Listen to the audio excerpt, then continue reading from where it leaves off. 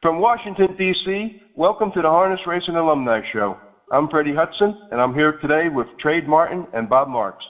The Harness Racing Alumni Show with your host, Freddie Hudson and Trade Martin. This week's Alumni Show is brought to you by Bill Houghton, insuring standardbreds and farms for over 40 years.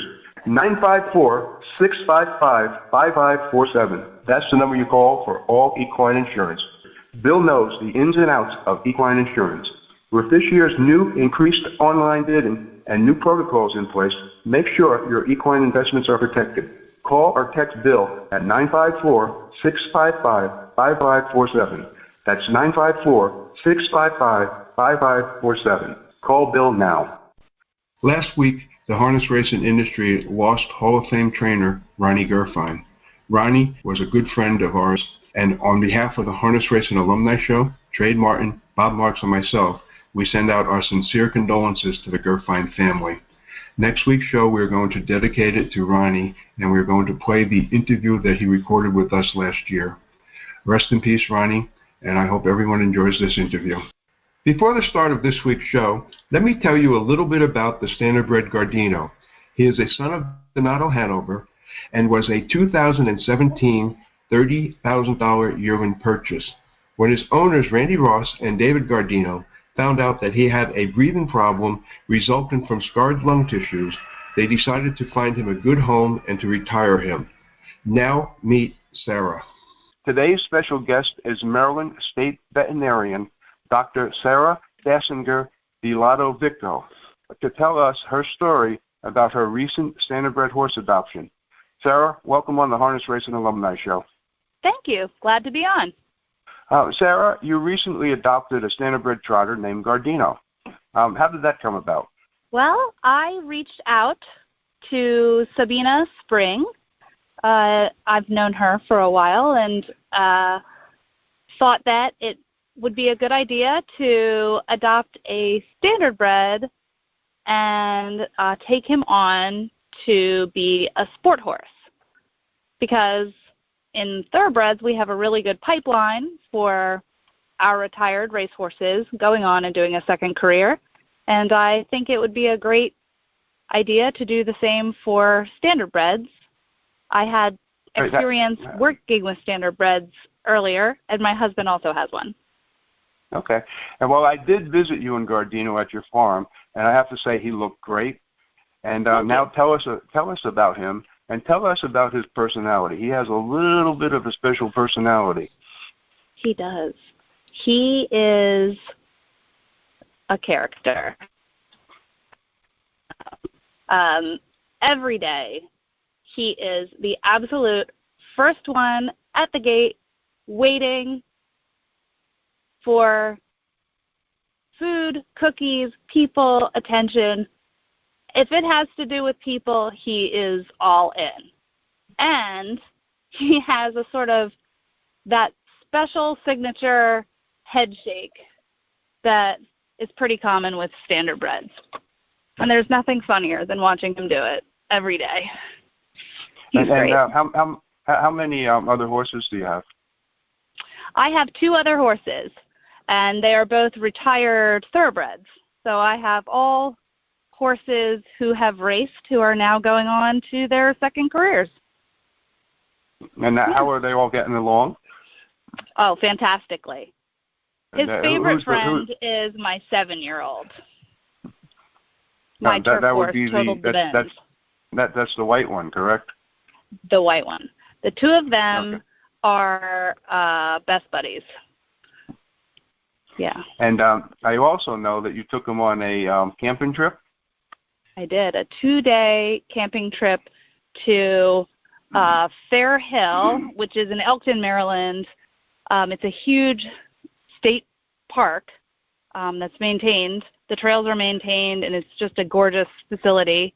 And we were able to go and stay there 2 nights, and we rode on Friday and Saturday all over the park. So he got a lot of experience. Now, when you were camping, where did the horses stay? They stay in stalls. So during our race meet at Fair Hill, we have 4 shed row barns, and when the meet is not running, they will rent them to people for a night. So he was in a stall that was rented out from Fair Hill for 2 nights. Yeah. Okay, and I also cool. heard that I also heard that you took him in the water for the first time. We did. He got up to it and thought, no, this is not a good idea. And he said, no. And then once he went in, he said, hey, why didn't you tell me this was water? And then the entire rest of the day, we could hardly keep him out of it. He'll go right in there. He plays. He went in the Fair Hill through their water complex for cross country just so he can kind of get an idea of what his future job will be like. We thought we'd take him over and show him a few of the fences. So he got to go through that water complex that the big boys use. How do you think he's going to do on the fences? Oh my gosh, he took it 100% in stride. He he's a thinker, and I think most standardbreds are.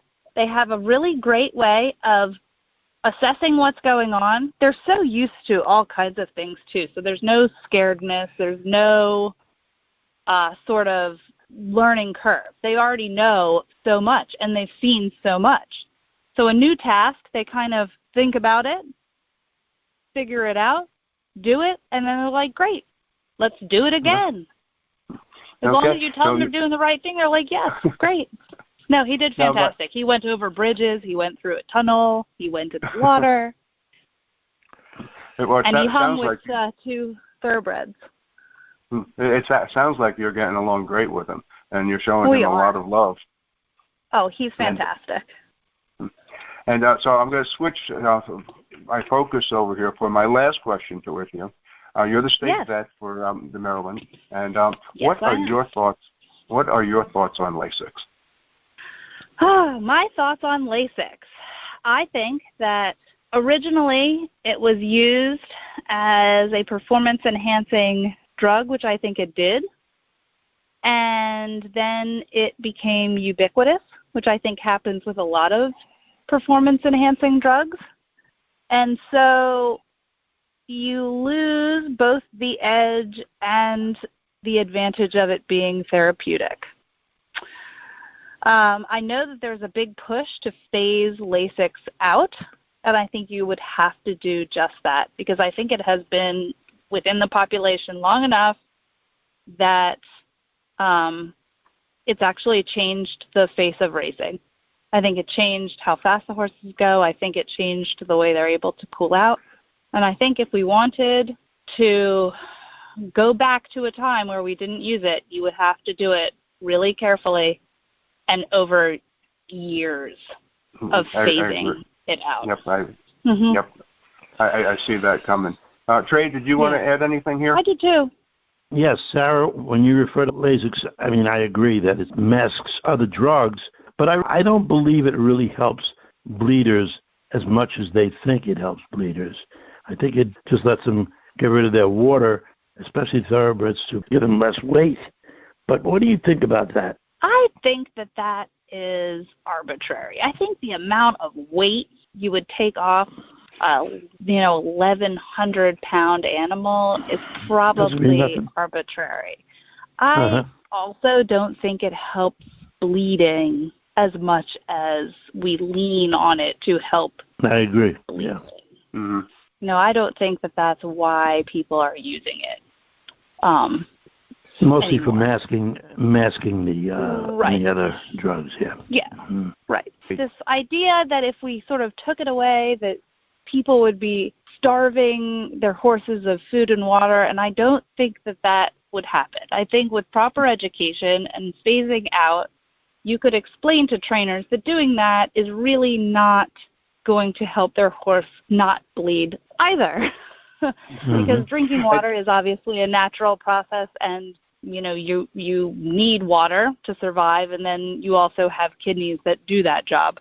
So I think with proper education, we can kind of be able to use Lasix in the most judicious way possible. Yeah. And the other thing I want to add in here that probably our audience doesn't know is that you interned under Patty Hogan. I did.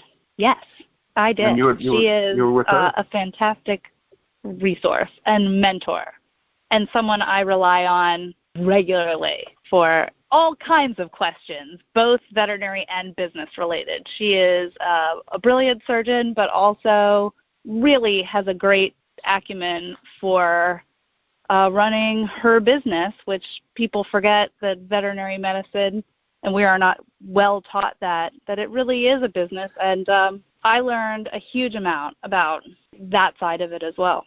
You know, that helps the horses in the end almost as much as the actual surgery does, because they get incredible care there. Oh, yeah. Sarah, thank you so much for being on the show, and we wish you much, much more success and enjoyment with Guardino. If you're buying or selling your home, Joe Rico is your go-to guy. Joe has been representing buyers and sellers on Long Island for 30 years. He is an expert in all types of sales. Don't settle for average. Call or text Joe Rico today at 516-524-4870. That's Joe Rico at 516-524-4870. Sarah, thank you so much for being on the show, and we wish you much, much more success and enjoyment with Guardino. Thank you. That's a wrap for this week's show, and don't forget to tune in next week. The Harness Racing Alumni Show,